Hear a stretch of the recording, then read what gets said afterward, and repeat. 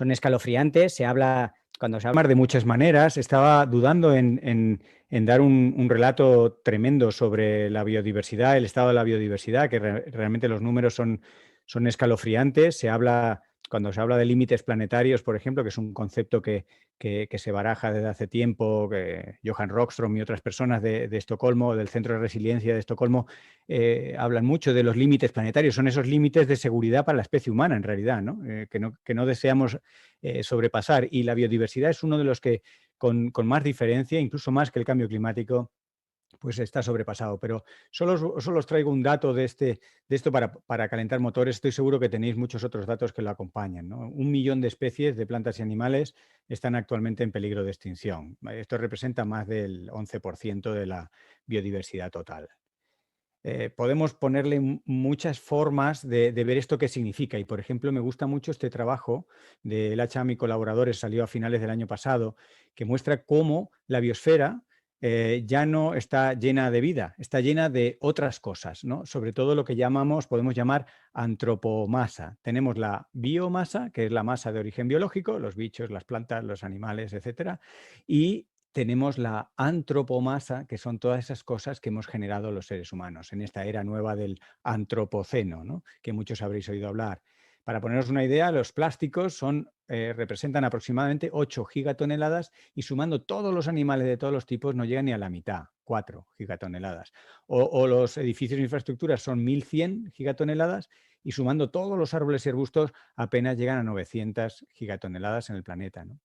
Y en este trabajo lo que hacen es una estima de cuál ha sido la evolución a lo largo del último siglo, siglo y medio, de la biomasa en la línea verde, que prácticamente, bueno, pues se mantiene estable con una tendencia a disminuir ligeramente, pero lo que se observa es un incremento exponencial de esta antropomasa, de esta masa creada por seres humanos, que precisamente el año pasado, en el 2020 aproximadamente, con un error instrumental de 6 años, es cuando cruzó y ya empezó a sobrepasar esta biomasa, esta masa de origen antrópico a la biomasa. Así que igual debemos empezar a cambiarle el nombre a la biosfera y llamarlo antroposfera, pero bueno, por razones quizá casi sentimentales, seguíamos hablando de biosfera.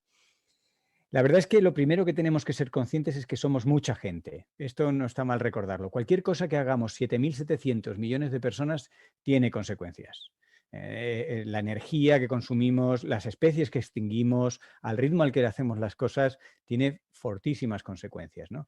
Lo que es paradójico es que nos infligimos a nosotros mismos al menos 3 grandes amenazas, dentro de las cuales pues, hay a su vez muchas diferentes categorías. Y la biodiversidad amenazada nos amenaza a su vez, ¿no? Y la contaminación que generamos nos mata, y el cambio climático que producimos es pues, la amenaza de fondo de todos los problemas ambientales que tenemos, ¿no? Ya que estamos en un momento, en un contexto de pandemias, voy a reflexionar un poco sobre algunas conexiones de las pandemias con la biodiversidad, porque la biodiversidad en realidad son las piezas de la vida, las piezas que hacen que los ecosistemas funcionen, y la biodiversidad es responsable de un montón de procesos, ¿no? Y a la hora de dar las pinceladas de hoy, pues dije, bueno, vamos a enfocarlo a través de las pandemias, ¿no?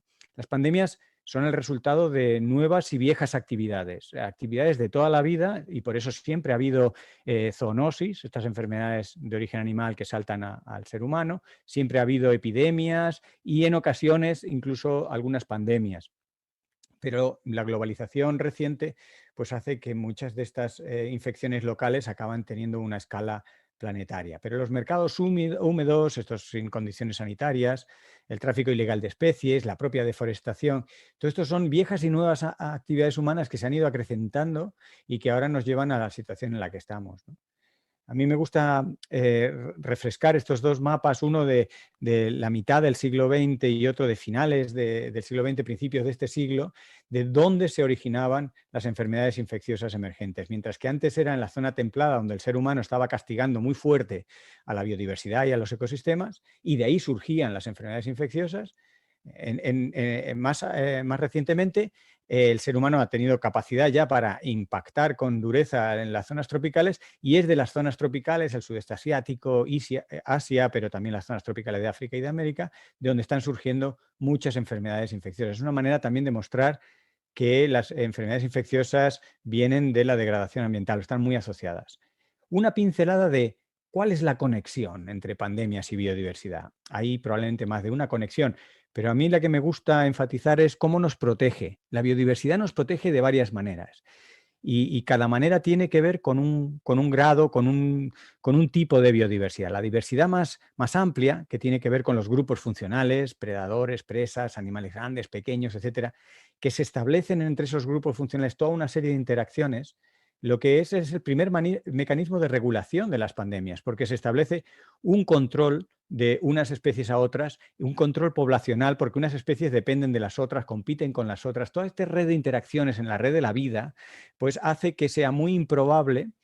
Siempre en contagios, en zoonosis, en epidemias se habla de probabilidades y de riesgos, es un proceso probabilístico, no es un proceso exacto. Pues se disminuyen las probabilidades cuando hay un ecosistema rico en especies y en interacciones, de que esa especie o esas especies que tienen patógenos peligrosos para la especie humana, pues es muy raro, es muy difícil que escapen a ese control poblacional que ejercen las demás especies con las que interaccionan. Es muy raro que la especie peligrosa, porque porta patógenos, se descontrole demográficamente. Es el primer mecanismo así de grano grueso y lo podríamos ilustrar en el caso del lobo para la península ibérica si luego tenéis interés. El mecanismo más fino sería por dilución, donde hablamos de diversidad de especies parecidas, por ejemplo, de especies de aves o de especies de roedores. Al ser especies parecidas, comparten los patógenos, pero no todas las especies son igual de buenas para esos patógenos y se establecen cortafuegos naturales, se establecen pequeñas barreras para el contagio y el resultado neto de que coexistan muchas especies parecidas es que se diluye la carga vírica o la cantidad de patógenos y por eso el mecanismo se conoce como dilución. Y podemos poner muchos ejemplos, la enfermedad de Lyme, pero la misma enfermedad del virus del Nilo Occidental que asoló, o que nos asustó, más bien que asolar, nos asustó el año pasado porque entró por el Guadalquivir y causó 5 muertes por encefalitis y complicaciones, ¿no? Y el último mecanismo de biodiversidad también es el nivel de diversidad más fino. No nos olvidemos que una diversidad genética es también una dimensión muy importante de la biodiversidad. Y el hecho de que haya diversidad dentro de una especie amortigua las infecciones y por eso el mecanismo se llama amortiguación. Y lo vemos precisamente con el coronavirus, que no hay dos personas que suframos la COVID-19 de la misma manera, desde asintomáticos hasta fallecimientos, con toda la casuística intermedia. Y parte tiene que ver con el estado de salud, parte tiene que ver con la edad, pero parte tiene que ver también con las diferencias genéticas entre nosotros mismos. Tan importante como mantener la diversidad, el número de especies, la variedad, la diversidad genética, etcétera, es que se mantengan las funciones, que los ecosistemas no estén degradados. Por ilustrarlo con un simple gráfico, esta idea que daría para mucho, fijaros, la simple fragmentación del bosque. Cuando el bosque se mantiene en fragmentos cada vez más grandes, en este caso una enfermedad infecciosa transmitida por garrapatas, la enfermedad de Lyme, pero esto se ha visto con muchas otras, disminuye muchísimo el número en este caso, de vectores infectados, de garrapatas con el patógeno. Es decir, que el mantener los ecosistemas enteros de una pieza, funcionales, es un complemento casi indispensable a la propia biodiversidad. Lo que vamos sabiendo es que las zonas que vamos degradando, si comparamos un ecosistema primario poco tocado con un ecosistema más secundario, con uno más gestionado y eventualmente incluso con uno urbano, vamos viendo que en los distintos grupos, esto es un trabajo de Gibbs y colaboradores del año pasado también, que mostraba cómo las especies portadoras de patógenos, que están pintadas en los puntos marrones, aumentan a medida que aumenta la degradación, tanto para las aves como para los roedores, como para otros grupos que se compararon.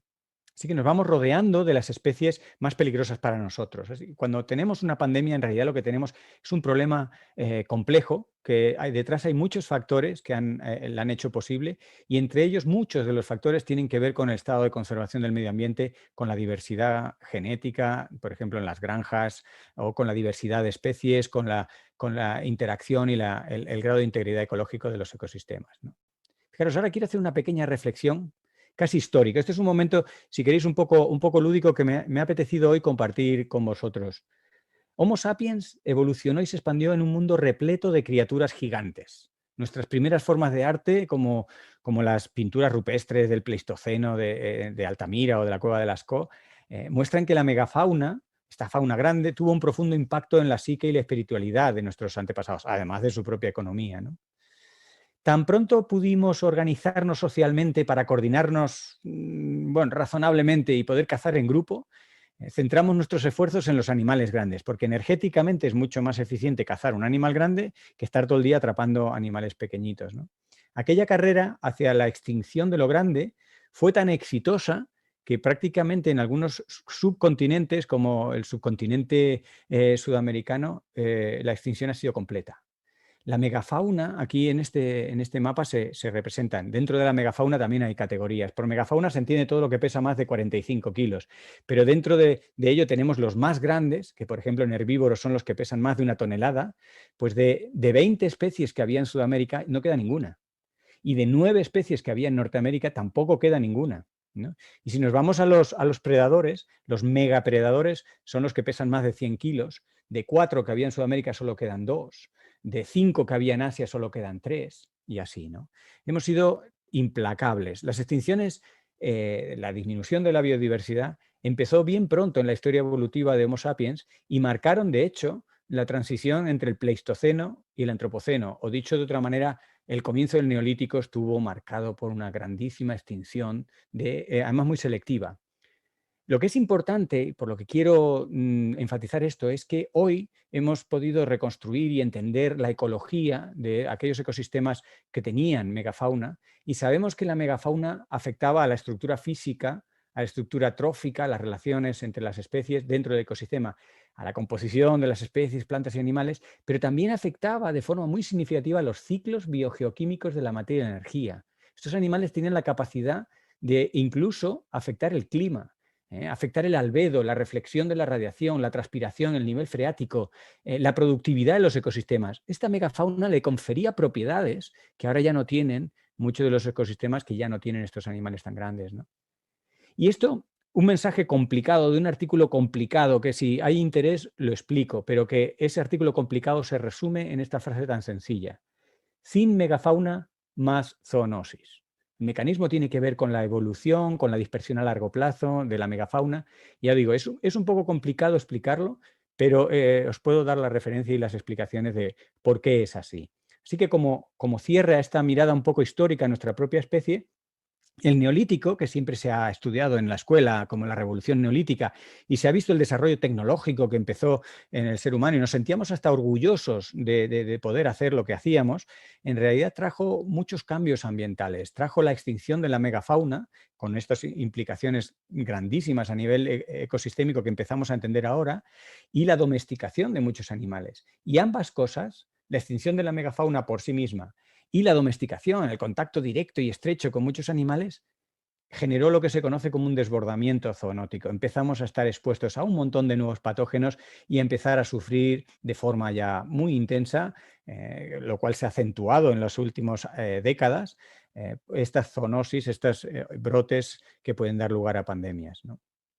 Bien, hay un montón de cosas que os podría contar sobre cómo la riqueza nos hace ambientalmente pobres, sobre cómo tenemos enfocada la sociedad de maneras muy ortogonales, muy opuestas a lo que es coexistir con la biodiversidad, aprovechar las funciones ecológicas que están asociadas a la biodiversidad, pero no voy a entrar en muchos detalles, solo algunas pinceladas.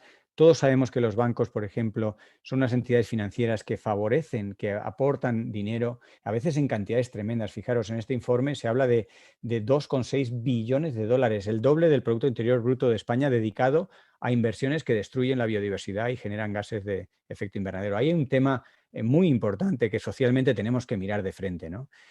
Hay que cambiar el sistema sanitario, hay que incorporar esta noción de que no hay una salud de los animales y una salud de las personas, sino que la salud está estrechamente relacionada. Estos conceptos llevan ya más de 6 años circulando. Las Naciones Unidas tiene su programa One Health y todo va en ese sentido de que el ser humano es arte y parte y que las condiciones de salud de los ecosistemas, de salud de los animales y plantas, tienen un reflejo directo en nuestra propia salud y eventualmente en nuestra supervivencia como especie. Por ejemplo, ya que estamos hablando de enfermedades, insistir, un hospital es una calamidad. Cuando la gente ingresa en un hospital ya está enferma. Lo que hay es que evitar que la gente enferme. Y entre el caso de las pandemias, conocemos 3, 4 cosas claves que evitan las pandemias y tienen más que ver con la ecología, la sociología y la planificación que con los hospitales y con los cordones sanitarios. Una pincelada. Dobson, el año pasado, muestra que prevenir pandemias es 1000 veces más barato que atajar una sola. Ellos estudiaron y cuantificaron en este artículo en Science lo que costaban 3 medidas muy concretas. Detener la deforestación en zonas tropicales, que como veis es de donde ahora surgen más zoonosis, limitar el comercio de especies y establecer una red de alerta y control temprano de pandemias. Estas 3 cosas a nivel global son muy caras. Cuestan del orden de 17 a 27 billones de dólares. Pero hacer frente solamente a la COVID-19 cuesta entre 8 y 16 trillones con T, 1000 veces más. Hoy sacaba una pequeña nota en la cual quería dar un mensaje de cierto optimismo, aprovechando un artículo de investigación en el que hacen una cartografía de las zonas defaunadas y ven que hay como bastantes oportunidades para recuperar la integridad ecológica apoyada en la diversidad. Hay ecosistemas muy degradados, muy defaunados, muy empobrecidos que hay que hacer un gran trabajo. Pero, por ejemplo, pasar del 5% que actualmente se considera que hay en la Tierra de ecosistemas ecológicamente íntegros a un 20%, multiplicar por 4 la superficie de ecosistemas ecológicamente íntegros, supondría solamente, haciéndolo continuo y en las zonas adecuadas, introducir, facilitar que vuelvan entre 1 y 5 especies, que no es tan imposible, ¿no? Bien, y ya para terminar, una reflexión en la que me salgo de la estricta biodiversidad, pero quería compartir con vosotros la idea de que si la realidad y la ecología son cosas complejas, la crisis ambiental, que incorpora cambio climático, biodiversidad y contaminación y más cosas, es mucho más complicada. ¿Por qué? Por una cosa que no sé cómo llamarla y le llamo trampas al solitario. El ser humano se engaña a sí mismo. Y esto añade una capa de extra de complejidad, ¿no? Tenemos el greenwashing, el lavado verde de la imagen corporativa de algunas empresas o de algunas instituciones que para nada se apoya en la realidad. Tenemos las iniciativas de salvar los delfines cuando lo que se esconde es la pesca y lo que realmente amenaza a los delfines es la pesca. Los plásticos del mar no son solo pajitas y botellas, sino que son artes de pesca y una vez más parece que no queremos verlo. El desarrollo económico y conservación llevado por un capitalismo verde que es pues trampas al solitario.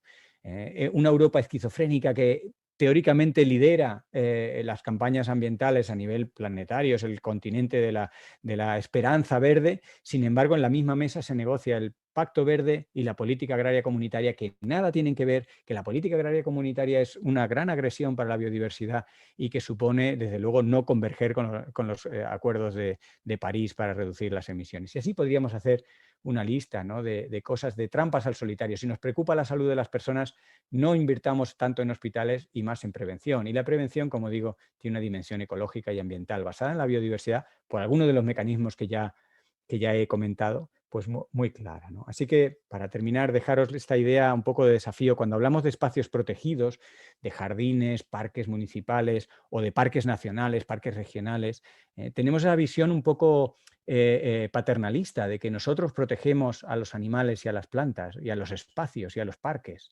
Pues en realidad, por lo que hemos visto ahora y por la función, en el caso concreto de las pandemias, pero lo podríamos extender a muchas otras, más que espacios protegidos, estos son espacios protectores. Y aquí lo dejo para luego retomar en lo que queráis más adelante en las preguntas. Gracias. Hay dos formas de contestar a esa pregunta o dos escalas en la contestación. Por un lado, tenemos la lista de cosas concretas que como individuo podemos hacer, que yo creo que esas listas circulan en Internet y que yo creo que el ejercicio más rentable con esa lista es que sea una lista personal, porque hay que combinar algo muy personal, que es la viabilidad de cada una de esas cosas. No es la misma viabilidad para una persona en un pueblito que para una persona en una ciudad cambiar de modo de transporte. Y eso está en la lista. Yo creo que la lista de las cosas que un individuo puede hacer para disminuir su huella ambiental, de alguna manera la tenemos en la cabeza y yo animo a que se dedique un rato más que a que alguien me diga qué hago, sino a tú pensar qué realmente puedes hacer y luego mirar esa lista de propuestas que hay en muchos sitios. Podemos ahora soltar unas cuantas, desde reciclar, reutilizar, comer sanamente, disminuir un poco la cantidad de carne, no usar plásticos de un solo uso, o sea, directamente no usar plástico. Hay un montón de cosas que podemos hacer, ¿no? Intentar hacer las vacaciones de proximidad, comprar comida que se haya hecho cerca, intentar no tirar comida. ¿Cuántas cosas que podemos tener en la cabeza? Pero insisto, eso de nada me sirve la lista estándar. Hay que aplicarle el factor de corrección a la persona concreta, a fulanito de tal que vive en tal sitio. Para esa persona a lo mejor no es una opción el medio de transporte, pero sí es una opción qué cosas compra o qué cosas come, ¿no? Entonces, pienso que es muy importante a ese nivel individual el hacerte tu propia lista, porque lo más importante es lo que tú puedas hacer. Que yo te venga y te diga, no, es muchísimo más importante tener menos hijos. Cuando se hacen estudios así, realmente la huella ambiental de un hijo, y yo tengo alguno y les quiero muchísimo, pero un hijo tiene una huella ambiental muy grande. Entonces hay gente pues, que por su modo de vida y su idiosincrasia, su religión y sus miles de cosas, dice, oye, pues yo no contribuyo con hijos. ¿No? Pero es algo súper personal. Fijaros hasta dónde estoy llegando de lo personal. La lista tiene que ser una lista muy personal. Pero luego está el otro nivel de contestación de la pregunta y es pensar en nuestro papel en la sociedad, que se nos olvida. Como lo más sencillo, estamos digamos, tan cegados por el pagar las facturas y el cumplir el día a día, pues no vemos quiénes somos, más allá de un DNI. Y hay dos mecanismos, pero directísimos, que se nos olvidan, que es a quién votamos y qué consumimos, ¿no? Y a partir de ahí, una reflexión de cómo los movimientos individuales pueden coordinarse. ¿Cómo puedo hacer para entrar en resonancia? Ya sabéis que se puede derrumbar un puente dándole pequeños golpecitos con una frecuencia muy concreta, ¿no? La frecuencia que hace que el puente entre en resonancia y el puente se cae. Entonces, si cada uno de nosotros tomamos conciencia de en qué sociedad estamos y entramos en resonancia con mucha gente, que para entrar en resonancia tenemos dos herramientas que ya he mencionado de a quién votamos y qué consumimos, pero tenemos más herramientas, ¿no? De empatía, de confianza, hay un montón de valores y de cuestiones que nos hacen precisamente recuperar la dimensión social de Homo sapiens, que somos una especie social para lo bueno y para lo malo, ¿no? Y esas son dos cosas de dos granos muy gruesos, muy distintos, que animo que la gente piense en la medida en la que esté preocupada por nuestra huella ambiental y por intentar hacer un mundo mejor en lo ambiental. Empezando por lo ambiental, yo personalmente creo que lo ambiental está en la base de todo, ¿no? En la base de las crisis energéticas, las crisis sociales, las crisis sanitarias. De fondo hay una crisis ambiental. Entonces, creo que si solventamos o nos dirigimos a la crisis ambiental, estaremos resolviendo de pasada muchas otras enfermedades o manifestaciones de que la sociedad va a regular. Pero bueno, si alguien quiere abordar la crisis ambiental y cómo ayudar a que sea menos crisis, que piense en estos dos niveles, el nivel muy cotidiano y el nivel, creo, o sea, de los puntos de optimismo que me despierta la pandemia es precisamente que ha supuesto, yo creo que un golpe de madurez, una especie de bofetada al Homo technologicus, ¿no? Que creía que podía estar ajeno a la naturaleza. Pero también hay que entender de dónde venimos. O sea, al ser humano le ha costado miles de años irse independizando de cuando llueve, cuando hace frío, cuando hace calor, cuando hay agua o no hay agua. Entonces, esa independencia la hemos visto durante miles de años como una conquista, ¿no? Y así nos lo narraban en el colegio todavía hace 30 o 40 años, ¿no? Pero precisamente la conciencia ecologista, el movimiento ambientalista, el conocimiento de la ciencia de la ecología, lo que nos va mostrando es que ya llevamos un tiempo en que de tecnología vamos un poco sobrados y lo que nos falta es madurez social. Y la madurez social pasa por reconocer nuestro origen biológico, nuestra necesidad de la naturaleza, pero una necesidad a nivel de piel, ¿no? Yo muchas veces pongo analogías de que el primer ecosistema, el más importante de todos, lo tenemos en nuestra nariz, porque es la interfase entre lo de fuera y lo de dentro, y constantemente hay un montón de gases, pero también de microorganismos. Muchos de ellos no tienen ni nombre para la ciencia, ni sabemos qué diablos hacen en nuestra nariz, pero sabemos que al final hay una función integrada que es un ecosistema en nuestra nariz. Y a partir de ahí vamos construyendo. Se nos ha olvidado esa dimensión biológica que tenemos. Y entonces tenemos que dar como un paso atrás, con humildad, de decir, podemos tener tecnología para poner una nave en Marte, pero todavía no entendemos lo suficiente en la naturaleza como para jugar a exterminar, a alterar los ciclos biogeoquímicos, porque nos devuelve la naturaleza bofetadas, que no es porque la naturaleza tenga ni mejor ni peor intención, que igual que el coronavirus no es ni bueno ni malo ni todo lo contrario. Pero no lo entendemos bien, lo gestionamos de una forma muy soberbia, como gestionamos todos los productos tecnológicos, y de vez en cuando nos surge una tormenta Filomena o Gloria, o nos surge un coronavirus que cuando lo queremos empezar a atajar ya vamos por 3 millones de muertos, ¿no? Esto yo creo que es ponernos en nuestro lugar y en lugar de sentirnos avergonzados de una especie de derrota, todo lo contrario, es una lección que podemos aprender. Y lo bonito de esta lección es que trae consigo mucho confort. O sea, es que lo vamos a pasar bien. Es que la idea que se ha vendido mucho tiempo, que mucha gente tiene en el subconsciente, es que todo el movimiento ecologista es a base de no. Todo es no. No a esto, no a aquello, no consumas, no hagas, no, no, no. Entonces es como una especie de frustración, ¿no? Como de, ah, qué horror, bueno, venga, va, hoy mi cuota de no. Es al revés. Ahora es una cuota de sí. O sea, somos carne y hueso y morimos, pero también vivimos. Y la gente se pone eufórica y se le quita la depresión o el estrés, que es una de las grandes enfermedades de la actualidad, está entre los 4 o 5 problemas sanitarios para la humanidad, es el trauma, la depresión, la ansiedad, todas las situaciones nuevas que se generan en nuestra cabeza, muchas de las cuales se disipan por arte de magia, y es ver para creer, en contacto con la naturaleza. Y la gente no tiene que ser biólogos, ni ecologistas, ni perroflautas. Cualquier persona, la sientas delante de un hayedo un rato y se le pasan muchas cosas y tú como médico puedes medir una tensión arterial diferente. Es que somos un ser vivo.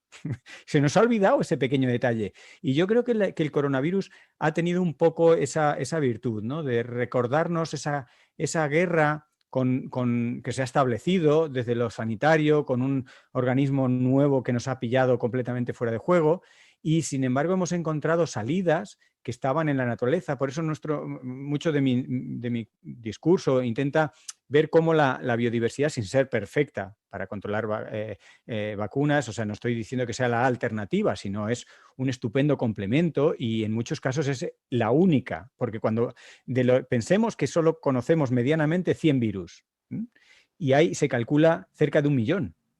Entonces, la mayoría de los virólogos no saben de los virus que nos van a afectar. Entonces, lo único que podemos jugar es con una naturaleza donde se establezcan esos equilibrios y de una forma preventiva, esos equilibrios, entre otras cosas, nos beneficien a nosotros y que las probabilidades de que nos dé un golpe un patógeno desconocido sean bajas. De vez en cuando alguno golpeará, ¿no? Jugamos con probabilidades en una naturaleza equilibrada, donde las probabilidades de que nos rompamos una pierna, es decir, que venga Gloria, Filomena o coronavirus, sean pequeñas.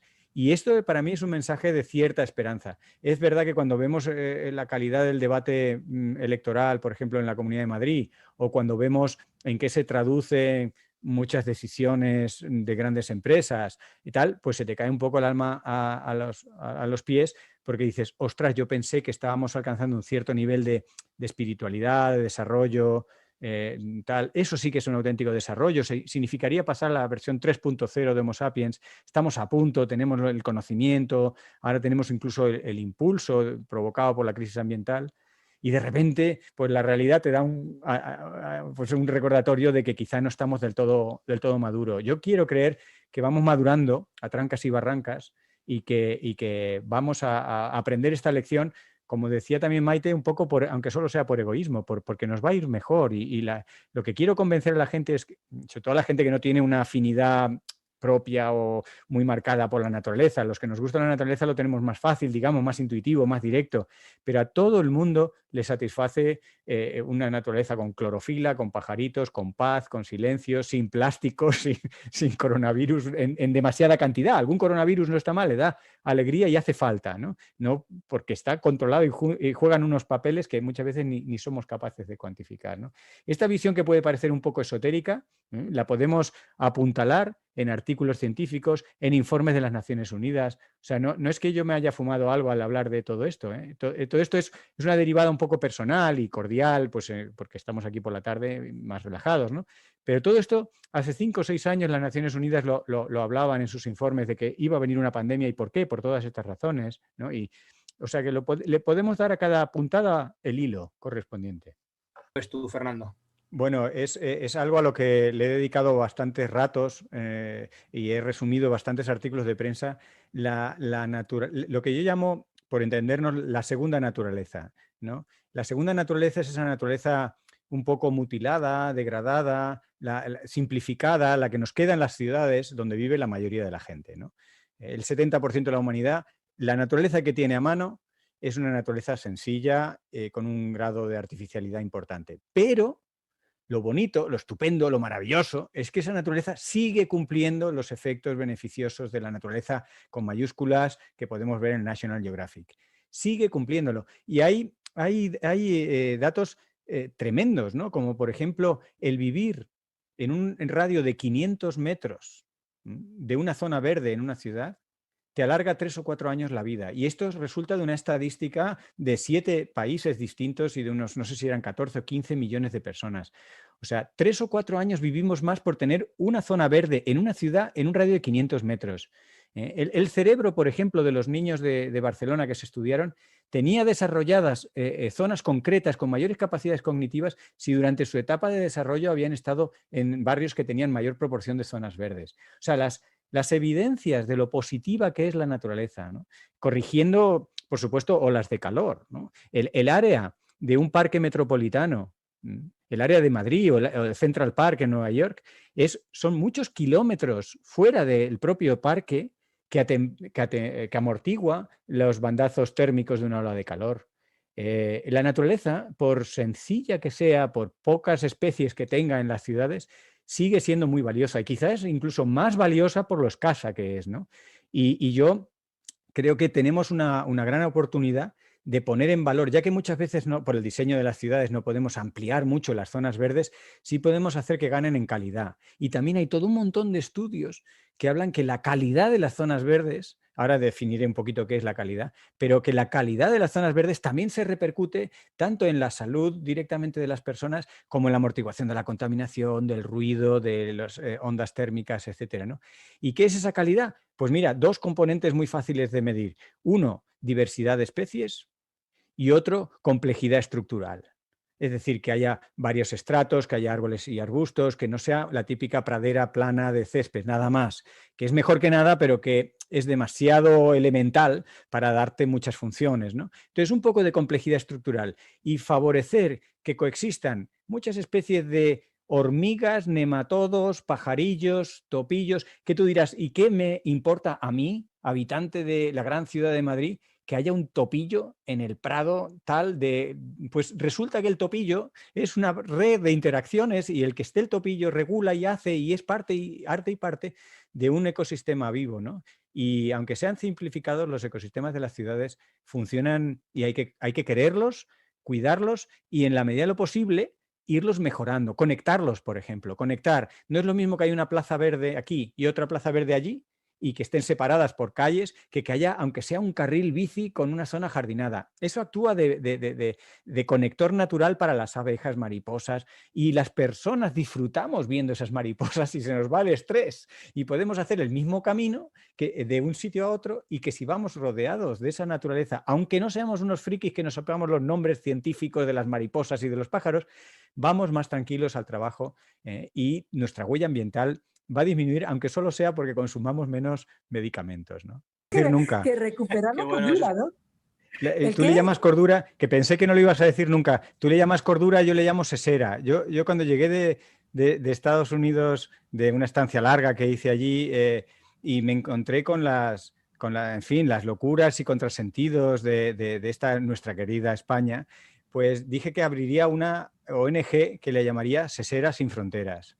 No lo he llegado a hacer, pero periódicamente me acuerdo, ¿no? Y lo que pasa es que luego he ido madurando la idea, ¿no? Y creo que la sesera sola no vale, porque la sesera también tiene que tener unas raíces en el conocimiento. Es verdad, por sesera, cordura, sensatez, sentido común, sabemos más o menos lo que queremos decir, pero a veces, por muy sensato que se sea, si no se tienen algunas piezas de información, es muy difícil tomar una decisión adecuada y demás, ¿no? Y en estas cuestiones ambientales hay mucho margen para la pedagogía, que yo personalmente lo hago encantado, ¿no? De explicar, de contar, de establecer las conexiones, de por qué esto es así.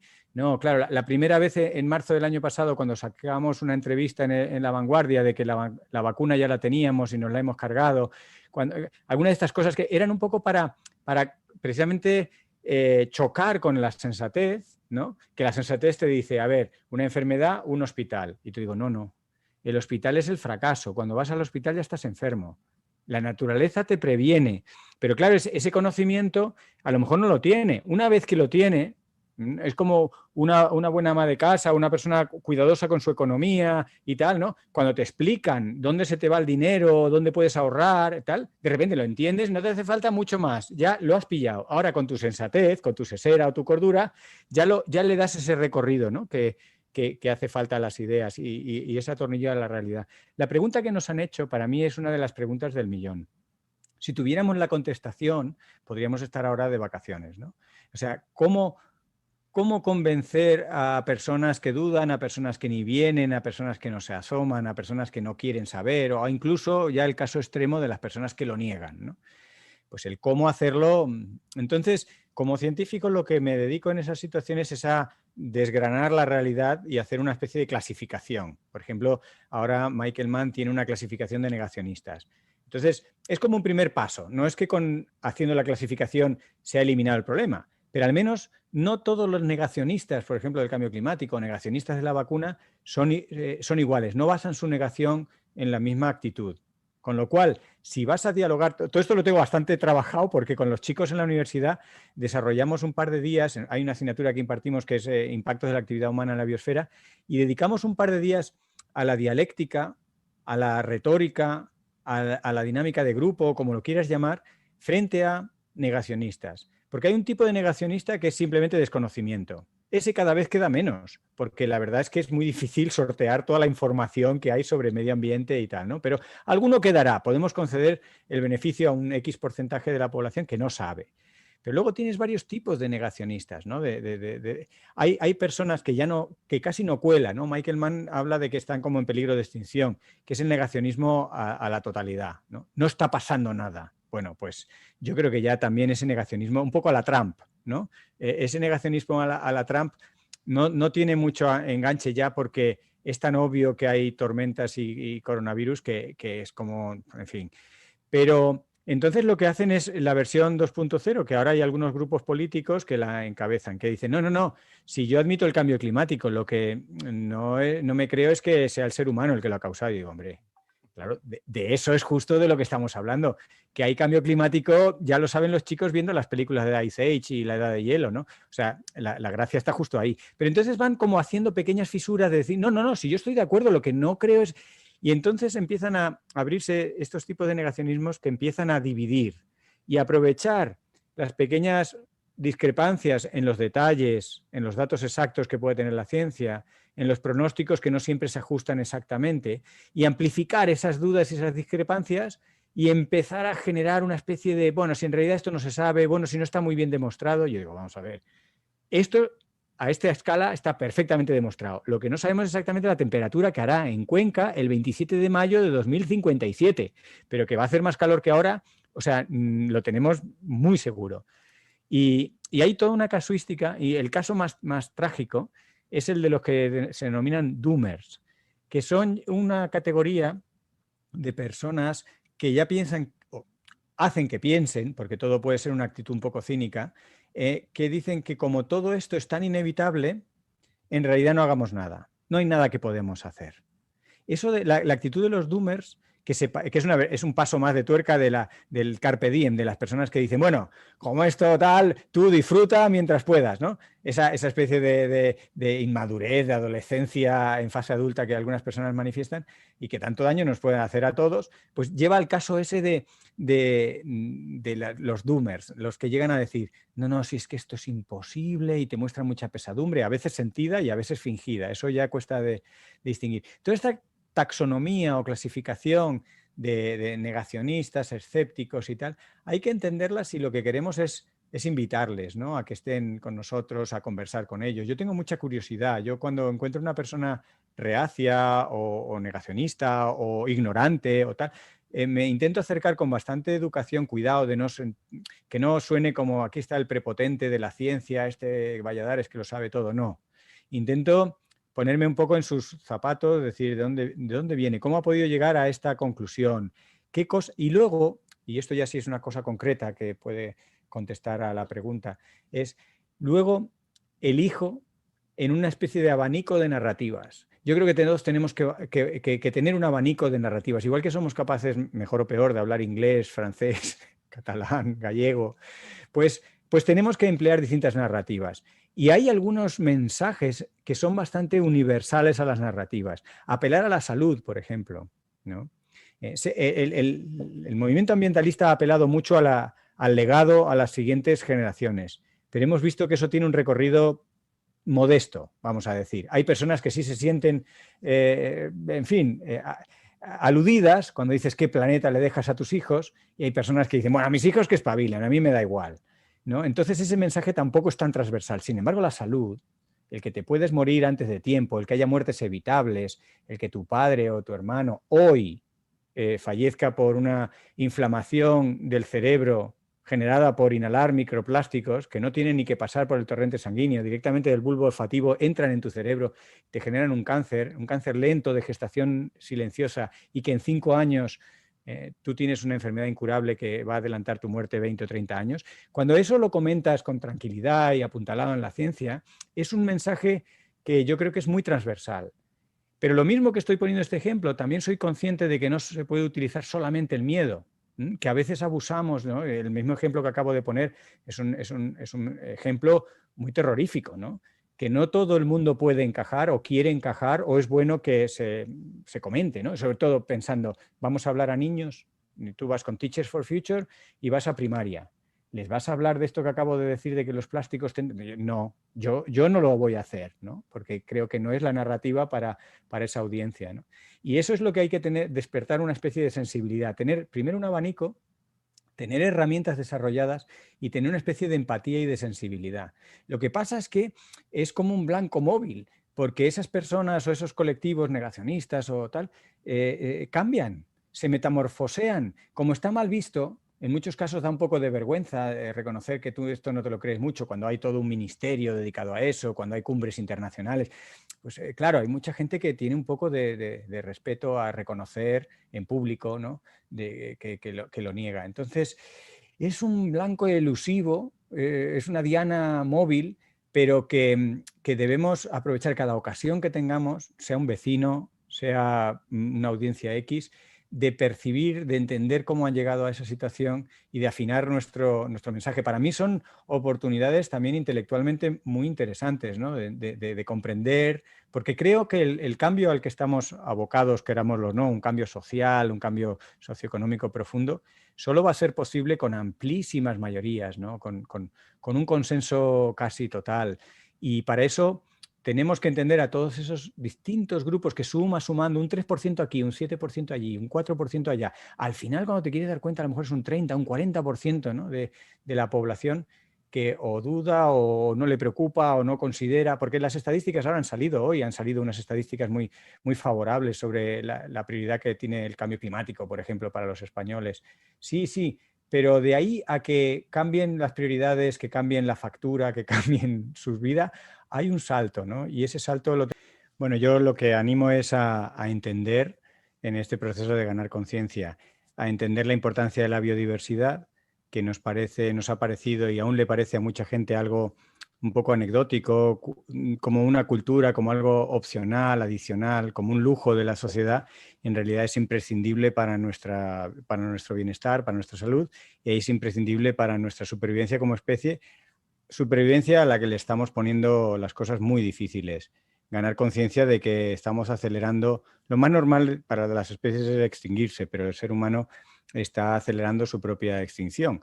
No sé si es algo que queremos, pero en cualquier caso el camino a la extinción no solo lo podemos acortar, sino lo podemos hacer bastante más estresante, difícil, y lleno de penalidades para, sobre todo, algunos sectores amplios de la sociedad en el que podemos en algún momento caer cualquiera de nosotros, porque una pandemia o una tormenta o un evento extremo de contaminación, pues nos puede golpear a cualquiera. Entonces, tomar conciencia, entender las conexiones y poner a la biodiversidad en el punto central del debate, del que la hemos sacado muchas veces por temas un poco de considerarlo como secundario, frívolo y demás. Muchas gracias.